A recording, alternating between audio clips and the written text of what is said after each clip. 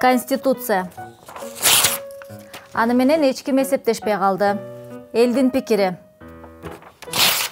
Каршы сүйлөсөң душмансың. Оппозиция. Эми жок позицияга айланды. Таталды жөнөкөйлөтүп, чейлешкенди чечмелеп, тиш өтпөгөн көйгөйлөрдү жалпак тил менен түшүндүрүү. Кыскасы жаңы долбоор старт алып отурат. Сиздер менен мен Наргиз Асекова. Салам.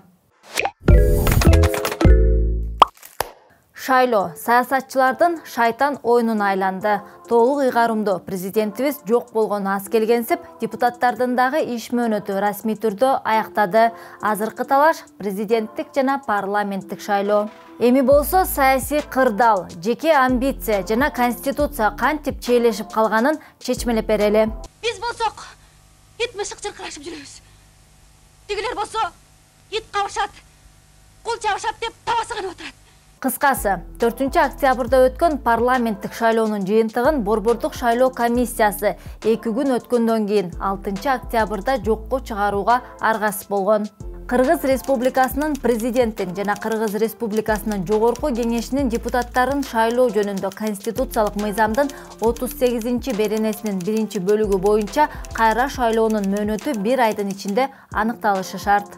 Ансыз деле бычактын мизинде турган Боршайком мыйзамды бузбастан 21 октябрда парламенттик кайра шайлоону 20 декабрга белгилеп берген. Если все получится, у меня начнется достойная жизнь. Кызыктын баары эртеси күнү болду. 22 октябрда дал ошол Борбордук шайлоо комиссиясы бекиткен парламенттик кайра шайлоонун мөөнөтүн жогорку кеңеш белгисиз убакытка жылдырып салды. Тагыраагы депутаттар түн уйкусунан калып, таң аткыча парламенттик кайра шайлоонун мөөнөтүн токтото туруу үчүн баш мыйзамды тебелей турчу мыйзам долбоорун токушкан. Бул кулун кунанды тугузуп салды эле чечим болуп калды да. Кулунга кунанды тугузуп салды. Конституциялык мыйзам менен конституцияны токтото албайт. Эми дал ошол шек жараткан мыйзам долбоорун Акылбек Жапаров баш болуп, Талант Мамытов, Канат Исаев, Өмүрбек Текебаев, Иса Өмүркулов, Алтынбек Сулайманов, Мирлан Бакиров аттуу депутаттар демилгелеп чыгышкан. Алар азыр акча жок, ак үй талкаланган, коронавирус деген сымал жүйөлөрдү келтиришкен. Парламент менен президент иштей турган ак үй талкаланган. Аны оңдоого 450 миллион сом кетет. Парламенттик кайра шайлоонун мөөнөтүн токтото туруу демилгесин дээрлик 83 депутат бир үндөн колдоп, дароо 3 окуудан өткөрүп беришкен. Болбосо конституцияга ылайык жогорку кеңештин Борбордук шайлоо комиссиясынын чечимин жокко чыгарып, же болбосо өзгөртүүгө акысы жок. Азыр жогорку кеңеште болуп жаткан нерсе мыйзамсыз жана ал саясий оюн. Анткени конституцияга өзгөртүү киргизүүгө жана шайлоону жылдырууга мыйзамдык базасы жок. Кызыгы, эгер парламенттик кайра шайлоонун мөөнөтү токтоп кала турган болсо, анда парламентарийлер конституциянын 71 беренесине таянып, жаңы депутаттар шайланып келмейинче ордунан козголбой отура беришет. Жогорку кеңеш, жаңы жогорку кеңештин курамы ишке киргенде ошондо ыйгарымдыктарын жоготот деген норма бар. Бул кайсы учурда качан гана шайлоонун мөөнөтү, шайлоонун убактысы дал келбей калса, 5-6 күн бир айга чейин болушу мүмкүн. Мына кайта добуш берүү болуп атпайбы? Ошондой учурда жогорку кеңеш өзүнүн милдетин узартат. Бирок акыркы кечеги мыйзам боюнча өзүнүн мөөнөтүн дагы 6 ай узарткан эч кандай конституцияга дал келбейт. Эми парламентарийлер ар кандай шылтоолорду айтканы менен бул жерде негизги максат конституциялык реформа болуп жатат. Парламентте сунуш кылынып жаткан мыйзам долбоорунда конституциялык реформа, конституцияга киргизиле турчу өзгөртүүлөр 2021 жылдын 10 январына чейин аякташы керек деп белгиленген. Бирок январ айына чейин болгону 2 ай калды. Ал эми баш мыйзамдын эмнеси өзгөрөт, эмдигиче эч кандай маалымат жок. Садыр Жапаров өзү президенттик башкаруу, бир мандаттуу шайлоо системасы, депутаттардын санын кыскартуу зарыл экенин билдирген. Конституциянын атасы эсептелген Өмүрбек Текебаев мындай кырдаалда Кыргызстан Түркмөнстанга айланарын эскерте кетти. Эгер ошол система өтө турган болсо, бизде Өзбекстан эмес, Казакстан эмес, Түркмөнстан болот. Мына биз азыр характерибиз менен сыймыктанабыз, көз каранды эмес биздин депутаттар талашабыз дейбиз. Эгер андай тартип келе турган болсо, мына элге дагы мен жоопкерчилик менен айтам.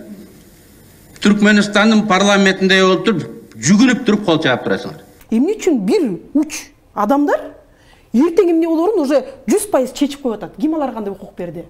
Бул мамлекеттик төңкөрүш деп айтса болот. Конституцияга ылайык алгач жогорку кеңештин жаңы депутаттары шайланып келип, анан баш мыйзамга өзгөртүүлөрдү киргизүү тууралуу демилге көтөрүшү керек эле. Андыктан юристтердин баамында азыркы чакырылыштын конституциялык реформа жасоого эч кандай укугу жок. Бүгүнкү күндөн тартып парламент бийлик бутага энсирип калбаш үчүн гана өкүлчүлүк милдетин аткара алат, калганынын баары мыйзамсыз болот. Анын үстүнө баш мыйзамды өзгөртүүгө бери дегенде эле 6 ай керектелет. Анын ичинде коомдук талкуу дагы уюштурулуп, ал 1 айга созулушу шарт. Андыктан азыр парламенттик шайлоонун, референдумдун, жогорку кеңештин мыйзамдуулугу шек жаратат. Эми мунун баары эмнеге болуп жатат десеңер, азыркы тапта өкмөттү дагы, өлкөнү дагы бирдей башкарып турган Садыр Жапаров президенттик шайлоого катышкан турат. Бир да жолу ичкилик ичип, наркотик чеккен эмесмин. Борбордук шайлоо комиссиясы мөөнөтүнөн мурда президенттик шайлоону 2021 жылдын 10 январына белгилеп берди.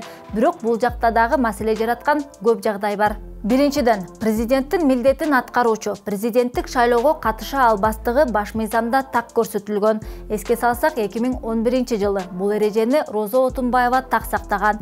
Экинчиден, президенттик шайлоого аттанган бардык талапкерлер ыйгарым укуктарын ноябрдын ортосуна чейин тапшырып бериши керек деп БШК какшап жатат. Ага карабастан Садыр Жапаров президенттин милдетин декабрдын башында тапшырып берем деп жар салды.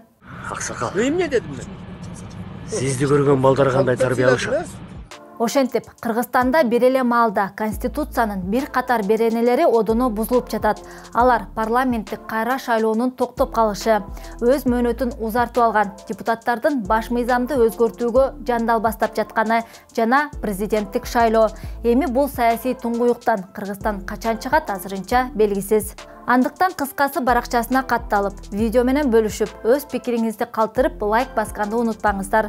Сиздер менен мен Наргиза Асекова болдум. Көрүшкөнчө.